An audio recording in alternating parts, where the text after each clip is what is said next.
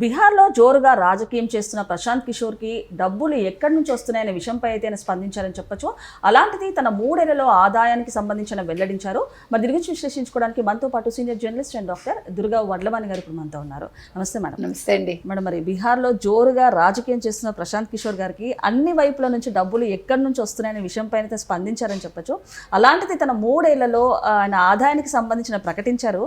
So ఏమంటారు madam? అంటే ప్రశాంత్ కిషోర్ 2021 నుంచి 24 వరకు ఏ కంపెనీతోటి ఆయన పనిచేయలేదు. అంతకుముందు ఐపాక్ తోటి ఆయన ఉండేవారు. సో ఇంత డబ్బులు ఎలా వస్తున్నాయి?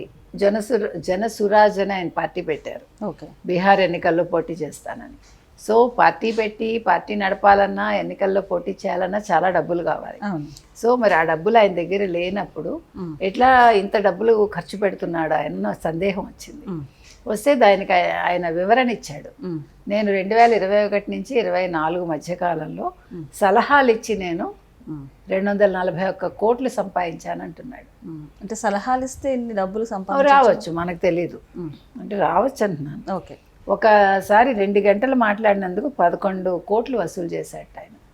సో ఆయనకు వచ్చిన 241 కోట్లలో 90 కోట్లు ఆయన తన జనసురాజ్ పార్టీకి విరాళంగా ఇచ్చాట. సో ఆ డబ్బుతోటే పార్టీ నడుస్తోంది. ఆయన చెప్పిన మాటలు ఇవి ఉండొచ్చు. ఇప్పుడు మనకి గుర్తుంటే ఎన్నికల ముందు ఐపాక్ టీం పనిచేసింది ఎవరికి? వైసీపీకి. అయితే నేను వాళ్ళతో పనిచేయలేదు అని ఈయన చంద్రబాబు నాయుడు గారిని కలిసి వచ్చాక చెప్పడం జరిగింది. తర్వాత ఇటీవల కాలంలో విజయ్ పార్టీకి పనిచేస్తారని అనుకున్నారు. అయితే ఆయన చాలా పార్టీలతో లింకులు పెట్టుకున్నారు, చాలామందికి సలహాలు ఇచ్చి ఉండొచ్చు. అంటే మాటే పెట్టుబడి ఆయనకి. ఇంకొకటి ఏంటంటే అసలు మీకు ప్రశాంత్ కిషోర్ వల్ల ఏం జరిగిందంటే ఈ కుల రాజకీయాలు ఎక్కువైపోయాయి. ముఖ్యంగా విభజించి పాలించు అది బాగా ఆయన వంట పట్టించుకుని దాన్ని అమలు చేస్తాడు. తర్వాత బీఆర్ఎస్కి కూడా ఆయన పనిచేశారంటారు. కొంతకాలం చేశాక బయటకు వచ్చేసాడు. మరి ఎంత డబ్బులు తీసుకున్నాడో తెలియదు. అంటే ఒక్కొక్క పార్టీ నుంచి ఈయన 100 కోట్లు తీసుకుని ఉంటే అంటే పార్టీలు ఎక్కడి నుంచి ఇస్తున్నాయి ఇంత ఫండ్ కదా? ఇవన్నీ అంటే లెక్కల్లో చూపించారా, చూపించలేదా? ఇప్పుడు ఒక మనిషి సంపాదించవచ్చు, తప్పలేదు. మీ బుర్రని మీరు అమ్ముతున్నారు అంతే. అంటే మీ ఏమంటారు, మీ తెలివితేటల్ని పణంగా పెడుతున్నారు. కానీ ఆ పెట్టడంలో మీరు కొన్ని తప్పిదాలు కూడా చేయొచ్చు. ఇప్పుడు ప్రశాంత్ కిషోర్ వల్ల ఏమైంది? ఈయన కులాలు విభజించి ఆయన కుల రాజకీయాలు చేశాడు. ఆయన వైసీపీ అదే కదా. అంటే వాళ్ళలో వాళ్ళకే చిచ్చు పెట్టడం, వాళ్ళలో వాళ్ళనే. అంటే అసలు మీకు ఆంధ్రాలో కొంచెం ఎక్కువ చెప్పాలంటే, తెలంగాణ విషయంలో నిజంగా గ్రేటే. ఇక్కడ అంత కుల రాజకీయాలు ఉండవు. కానీ ఆంధ్ర వెళ్తే మాత్రం మీకు కుల రాజకీయాలే కనిపిస్తాయి. తెల్లారు లేస్తే ఫస్ట్ వాళ్ళు మాట్లాడేది మీరు ఏ కులం, అక్కడి నుంచి మొదలవుతుంది ప్రస్తావన. అంటే కులం ఉండకూడదు అనుకుంటూ మనం మళ్ళీ కులం గురించే మాట్లాడతాం. ఇది ఎందుకని మనిషి జీవితంలో ఒక భాగం అయిపోయిందో మనకు అర్థం కాదు. ఇంకొకటి ఏంటంటే కులాలని బట్టి మీకు ఓటింగ్ ఉంటుంది. అంటే కులాలను బట్టి ఎలా ఉంటుందండి అంటారు. అంటే పర్సంటేజ్. ఇప్పుడు ఫలానా కులం వాళ్ళు ఇంతమంది ఉన్నారు, వీళ్ళ వల్ల మనకి నోట్లు పడతాయి. లేకపోతే ఫలానా కులం వాళ్ళు ఇంతమంది ఉన్నారు, వాళ్ళకి ఇన్ని సీట్లు ఇవ్వాలి. ఇవన్నీ కూడా మీకు ఏమంటారు, పంపకాలే. ఓకే, సో ఆ రకంగా నడుస్తోంది. ఏదేమైనా ప్రశాంత్ కిషోర్ అయితే బయటపడ్డాడు. తర్వాత ఇప్పుడు జనసురాజ్ కోసం ఇంత ఖర్చు పెడుతున్నాడు. ఆయన ఎన్నికల్లో పోటీ చేస్తాడు అనుకుంటా. అయితే ఒకటి మొత్తం మీకు బీజేపీకి కూడా పనిచేసినట్టున్నాడు గతంలో ఆయన. సో ఈ రకంగా చాలా సంపాదించుంటాడు. మనకు తెలిసి 240 కోట్లు అన్నారంటే 41 కోట్లు తెలియకుండా ఎంత సంపాదించుంటాడు. అంటే కోట్లలో సంపాదించి వీళ్ళు ఎక్కడ దాస్తారు? అసలు ఇలాంటివి ఎంకరేజ్ చేయొచ్చా? మరి డబ్బిచ్చి సలహా కొనుక్కుంటున్నారు. మీకు గుర్తుందా, ఒక సినిమా వచ్చింది, పేరు నేను మర్చిపోయాను. సౌందర్యను జేడి చక్రవర్తి, ప్రకాష్ రాజ్ సినిమా.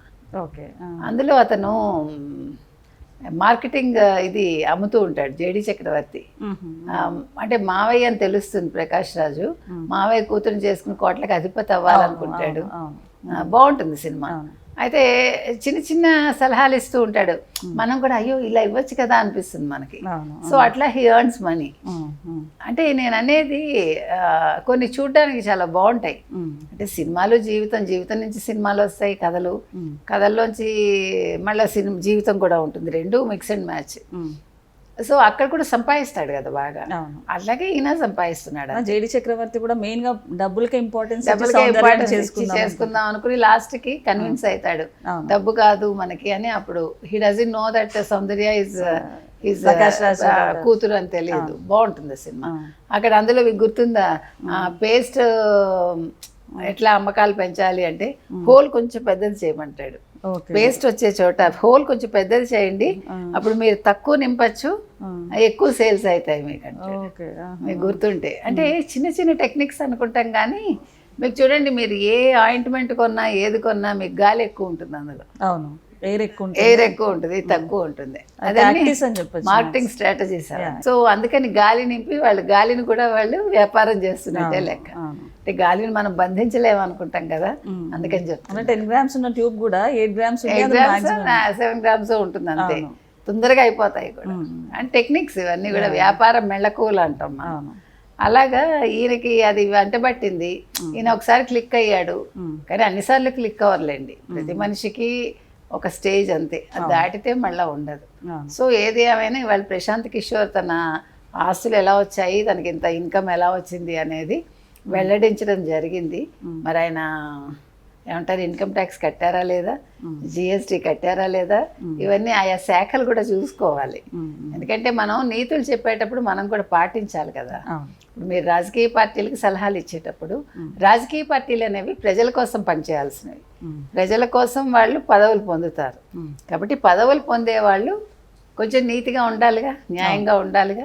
సో వాళ్ళకి సలహాలు ఇచ్చేవాళ్ళు ఇంకా అంతకంటే న్యాయంగా ఉండాలనేది నా ఉద్దేశం. Okay. Okay madam, thank you.